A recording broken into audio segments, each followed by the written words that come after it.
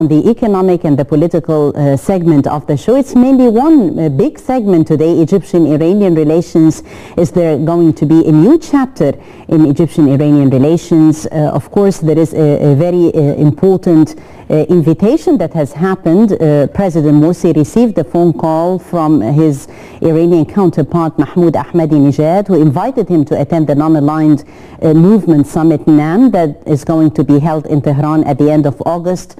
Praising the Egyptian role in the movement, Tehran also expressed readiness to send an ambassador to Egypt, saying that the election of Morsi had opened a new chapter in the country's foreign policy. So Egyptian-Iranian relations after the revolution, are we before a new chapter in political and economic ties? That is going to be our discussion for tonight. But before we delve further into this debate and shedding further light on the future ties between Egypt and Iran on the political as well as the economic front, we'll have a look at the top stories for the day.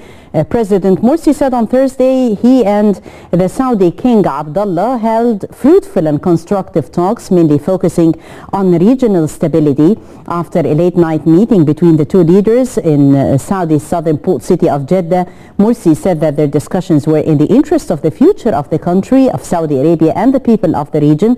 The head of state also noted that the Saudi monarch had spoken with wisdom and knowledge of the Egyptian people, adding that he had chosen Saudi Arabia for his first official visit due to the deep-rooted and historic relationship that binds the two countries.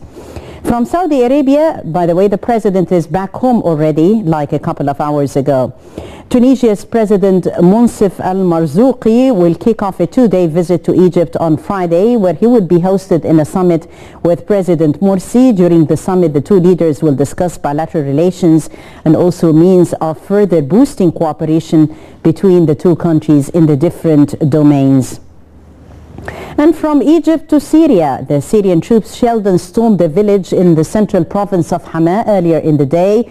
38 people were killed across the country Thursday, so the bloodbath continues.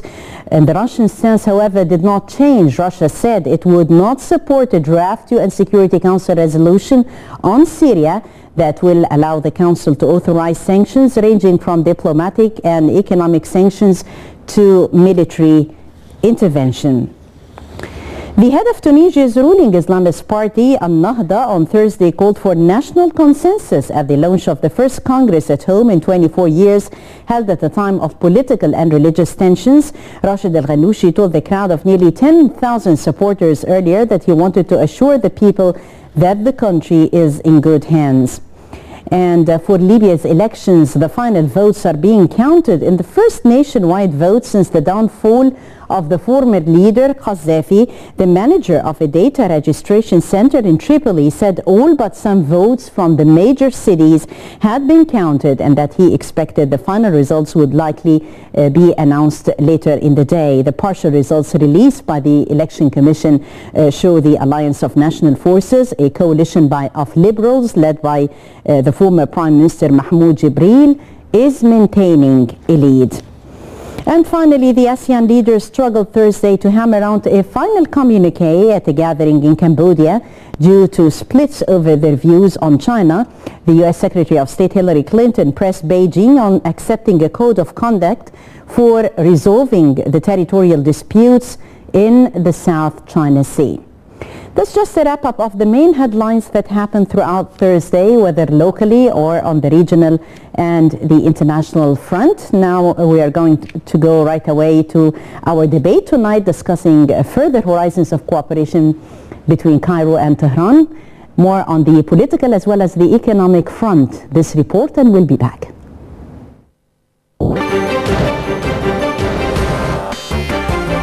Ahmadinejad reached out to President Mohamed Morsi via telephone on July the 4th, inviting him to attend the 16th summit of the non-aligned movement NAM, scheduled for August 26 to 31st, in which Morsi is the Secretary General of the movement and Ahmadinejad is to take over. During their telephone conversation, Ahmadinejad stressed that Egypt's role in the NAM movement is undeniable and constructive cooperation between Tehran and Cairo and his movement can produce many positive results. He added that NAM has a remarkable capacity to establish peace and security in the world.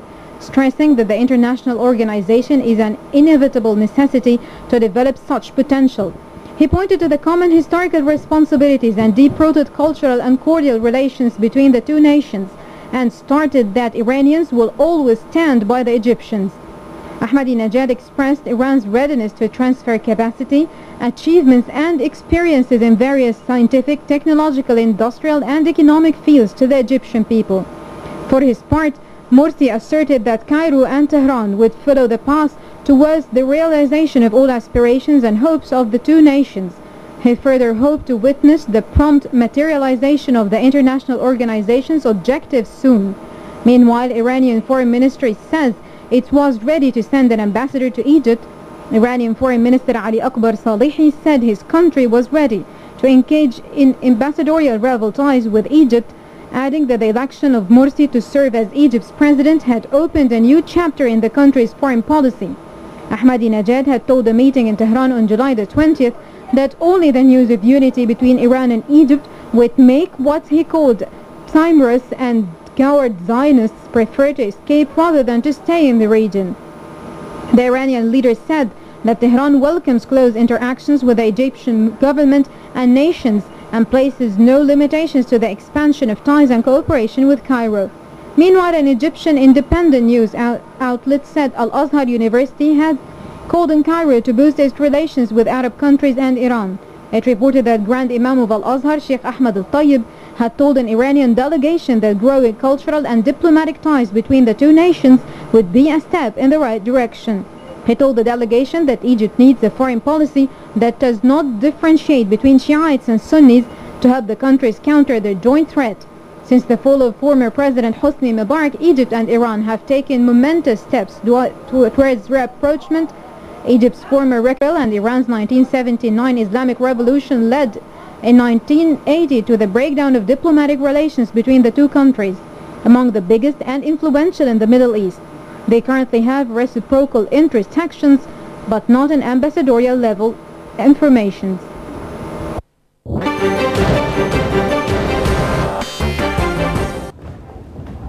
Very important topic of discussion, cooperation between Egypt and Iran in the future, and I have with me here a very distinguished panel. Allow me to welcome the Iranian Counselor of the Interest Section of the Islamic Republic of Iran in Cairo, Counselor Mahmoud Sadeki. Thank you very much for coming. Pardon me, Mahmoud Sadeki. Sadeki, okay. And Mr. Ahmed Mostafa, who is a researcher in the Egyptian-Iranian ties. Also, we have with us financial and economic expert, Mr. Akrum Bastawi. Thank you very much for being here. Gentlemen, thank you for coming to the daily debate tonight. And starting off, Councillor Sadeki, by the new chapter of relations between Egypt and Tehran. Well, actually, it was in the headlines, the invitation that came from President Ahmadinejad to President Morsi, which is to invite him to attend the NAM summit in Tehran. You're reading for the invitation and the time, and how far is this quite significant at the moment between the two countries? Yes. Bismillah ar-Rahman ar-Rahim, in the name of God. Thank you very much for having me. As you have pointed out, for the telephone call between His Excellency, the Iranian President with the Egyptian President over the last days, and as you have said, yes, it was at the first it was a congratulation message from Iranian President to his counterpart for his winning in the election. It was first, and second, as you have said, that it was he has invited the President of Egypt to attend for the NAM summit in Tehran that is to be held in the last of August this year.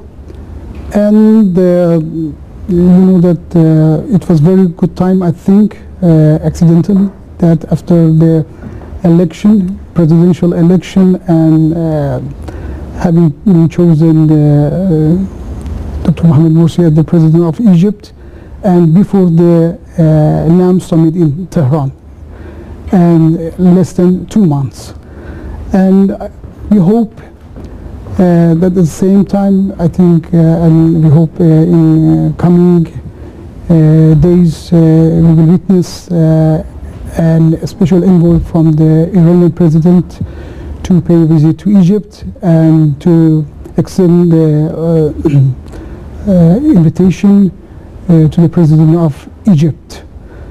And at the same time, you said for the new chapter, I hope these initiatives from two sides for this telephone call or for the next visit and so for as well as for the next summit of NAM in Tehran to be a good start for the new chapter of the Iranian-Egyptian relation. Hopefully, Mr. Ahmed Mostafa, you are a researcher in Egyptian-Iranian relations. How do you see the quite significance after the revolution? There is actually a warm-up in relations. Are years of frosty relations between the two countries, Egypt and Iran, over? I think in my point of view that is very important, because as we know that Iran has a big civilization nearby the civilization of Egypt, as we have the oldest civilization worldwide. So if there is some sort of cooperation between the two sides, two big civilizations like Iran and Egypt, it will be fruitful and will make a conclusion for the best of them. So according to that, and we were trying through the ex-regime in order to make a stressing of the relationship between Egypt and Iran, but however there was some sort of pressures, especially from America, from Israel, from some people who have not a complete vision about the importance, and of course the corruption of most of the worldwide media that try to give a stereotype image about Iran, that is a country out of the history. They have segregation and problems inside. They are shared and trying to export the Shia sect to the whole world, and they are the source of the evil. It's according to an American scenario and Zionist scenario. We know it very well, but after the revolution I think it was a start, a new chapter, a really new chapter, because if we don't have a real normalization but we have a lot of delegation from